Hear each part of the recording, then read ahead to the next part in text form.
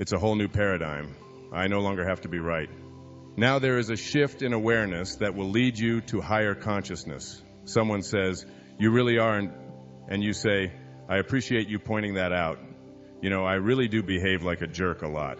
Having someone to point it out to me really probably will help me to transcend that. It's very nice of you. It's great." The subtitle of my new book is called Making the Decision to Be Free. Making the decision to be free. Now, freedom. The best definition I ever heard of freedom was offered by Florinda Donner in a wonderful book called Being and Dreaming. Florinda Donner defined it this way. She said, "Freedom is the absolute lack of concern about yourself." Now that's freedom. Ow. When I was walking with Marianne Williamson in Melbourne, Australia, just a few months ago, we toured Australia, speaking down there. We went for a walk one day. My daughter, my oldest daughter, was babysitting her little girl, Emma, and we went for a walk for about 2-3 hours, just talking about the tour and what we were going to do on the programs and all of that. She said to me out of nowhere, "Come on, Wayne, tell me, do you have any secret desires?" There was a time when someone asked me that question in a park, you know, a woman, and I would have come up with a sort of crass remark. But I said, "Yes, I do have a secret desire." She said, "What is it?" I said, "I would like to disappear and still be here." I remember reading in some of Castaneda's later works saying that freedom is really a disappearing act. You have to learn how to disappear your ego and the absolute lack of concern about yourself and how things affect you and how self-absorbed you are and how important you are and their need to be right all the time. All this is all stuff that is part of a paradigm that we have been taught because we believe in this ego, which stands for edging God out. Our ego is the part of us that is our false self. I say that without qualification. It is the part of us that would have us believe that we are separate from, that we are more important than, that we are special. I want to tell you right now, folks, if you want to understand higher awareness, you've got to get off of this thing that you are special. You are not special in the eyes of God or anyone else. It implies if you are special that someone else is not, doesn't it? If everyone is special, then we don't need a word like that, do we, to specify who is and who isn't. We are all divine creations, extensions of God. Every single one of us, no one better, no one more important, no one more advanced, no one prettier, no one more anything. This whole idea that we have been carrying around with us about what it is that offends us and what it is that we find difficult to live with and how important it is for us to be right and to make other people wrong, all of this stuff is an absence of higher awareness. You've got to somehow figure out a way to transcend it and know and begin to believe in something that you can't see. Believe in something that you can't see. I wrote a story. I'm going to share just a part of it with you. It's a story that I open up this Your Sacred Self with. The story goes like this. Imagine this scene. 2 babies are in utero, womb mates to the wall of their mother's womb. They are having a conversation. Okay, just willingly suspend. Just let this in. Okay, 2 little twins having a conversation.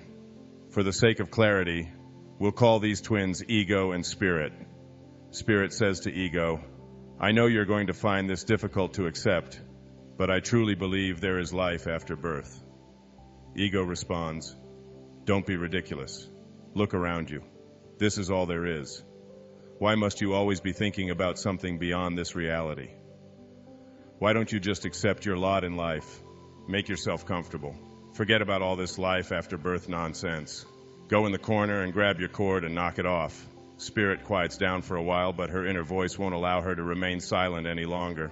Ego, now don't get mad, but I have something else to say. I also believe that there is a mother. A what? A mother? A mother? How can you be so absurd? You've never seen a mother. Why can't you accept that this is all there is? The idea of a mother is crazy. You are here alone with me. This is your reality. It's wet, it's cold, it's crowded. This is it. Trust me, there is no mother. Trust me.